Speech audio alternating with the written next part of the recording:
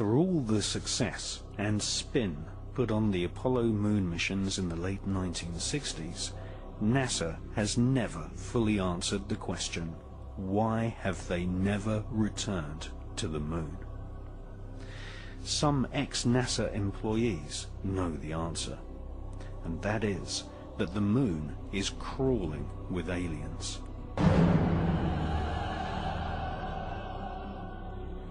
And that NASA astronauts confirmed this in the 1970s, leading many UFO researchers to conclude that NASA had been warned off ever returning to the lunar surface.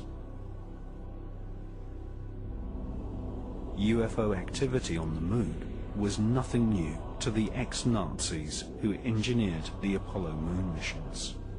For centuries, astronomers all over the world, including Nazi Germany, had been reporting UFOs flying over the lunar surface. The Lunar Anomalies Report was commissioned by NASA in the years preceding the famous Apollo missions in the late 1960s. For more than 3 years, NASA financed several research scientists to collate a catalogue of anomalous lights which had been reported on the lunar surface by leading astronomers and scientists since the Elizabethan era. In 1968, the public version of the NASA research was published under the title Document R277. This public version of NASA's survey of lunar UFOs included nearly 600 strange events which took place between the years 1540 and 1967.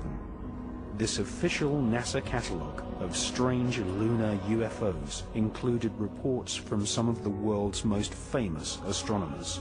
For example, NASA included a report from the brilliant French astronomer Gian Cassini, who reported seeing a white cloud hovering over the lunar surface in 1671. Another report suggested that the moon had an atmosphere when 2 astronomers reported lightning above the lunar surface on May the 18th, 1787. Just 1 month before, in the same year, 1787, the man who discovered Uranus, one of the pioneers of modern astronomy, Sir Frederick William Herschel, claimed to have observed several bright lights traversing across the lunar surface. Small luminous orbs of light, commonly referred to as luminosities, have been reported on more than 200 occasions. In February 1877, a streak of white light was observed for more than 1 hour. On April the 23rd, 1915, a beam of light was seen inside the Clavius crater. One of the UFO hotspots on the lunar surface is the Plato crater, where literally dozens of luminous orbs of light have been reported by astronomers. In addition to luminous UFOs on the lunar surface, NASA recorded the existence of mysterious shadows. In 1882, near the Aristotle area of the lunar surface, several dark shadows were seen. On September the 13th, 1959, astronomers were unable to photograph the Lithro area of the lunar surface due to a large dark mass obscuring the terrain.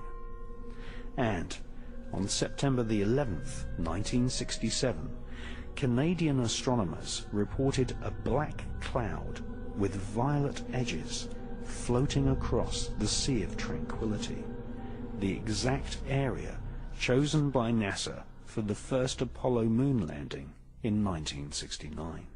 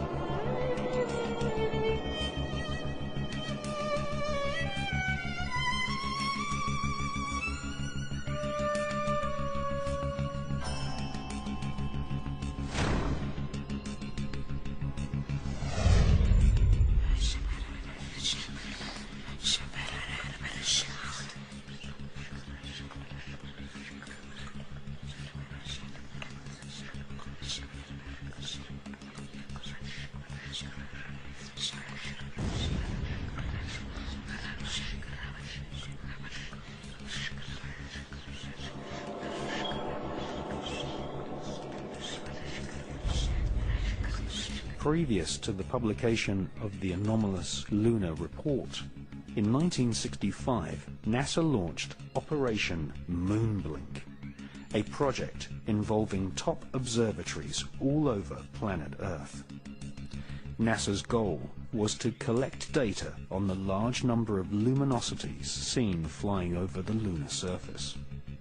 Operation Moonblink also investigated various large structures which had been photographed by unmanned NASA satellites.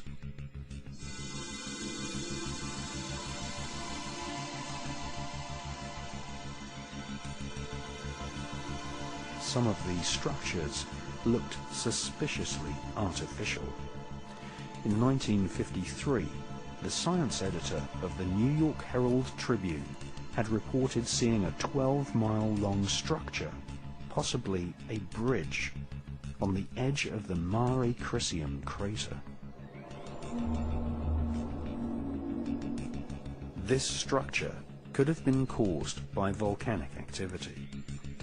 British astronomers Dr. H.P. Wilkins and the presenter of the world's longest-running TV series, The Sky at Night, Sir Patrick Moore, both confessed that the so-called bridge in the Mare Crisium crater had just popped up from nowhere. In preparation for the NASA Apollo moon missions, Orbiter 3 was dispatched to take photographs of some of the moon's most interesting structures. In the Ucurt area of the moon, a large vertical structure stands proud of the lunar surface. It has been nicknamed the Shard. Another curious object photographed by Orbiter 3 is the so-called tower, which some astronomers claim is over a mile thick and could be 5 miles high.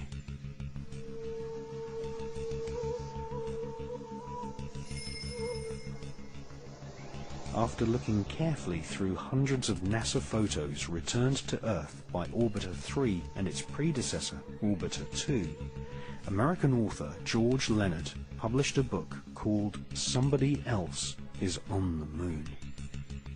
George Leonard presented many photos in his book, some showing very long tracks in the lunar dust, tracks which he said had been made by aliens.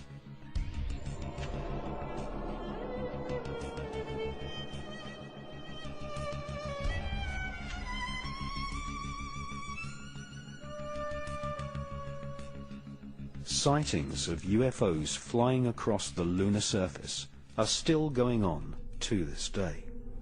In Japan, amateur astronomers have videotaped spherical luminosities using celestron telescopes.